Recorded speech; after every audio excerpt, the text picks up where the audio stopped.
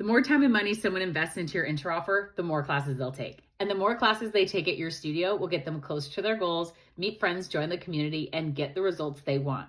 Once they find out that your business solves a problem that they were looking for a solution for, they will naturally convert to membership at a higher rate.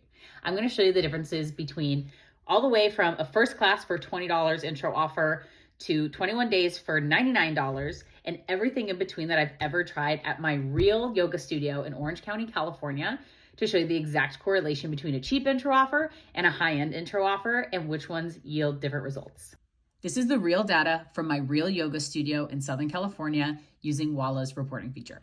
The cheapest intro offer I've ever done and the shortest time span was first class for $20. I might have sold a lot of them and I ran an ad for it, and the cost of the ads was less than what I made from the $20 classes.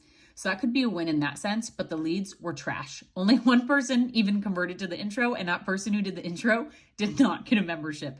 So I have a 13-person capacity at my business, so I cannot afford to wait lists members from cheap ass first class for $20. But if you do run a volume-based business, that worked for me, and I can show you exactly the ad that I ran with the exact copy and creative.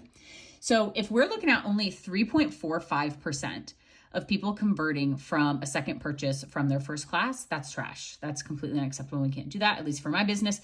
So I doubled the cost and went from one class to 2 weeks of unlimited classes for only $39. By doubling the price and making 2 weeks of classes for double the price, we saw a conversion rate go all the way up to almost 11%.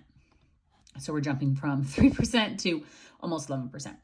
And then same offer, only raising the price, still 2 weeks of unlimited classes, but for $59, we're seeing by just raising the price, I increased my conversion rate from 10 or almost 11 to almost 19 just by raising the price because it shows a better buyer.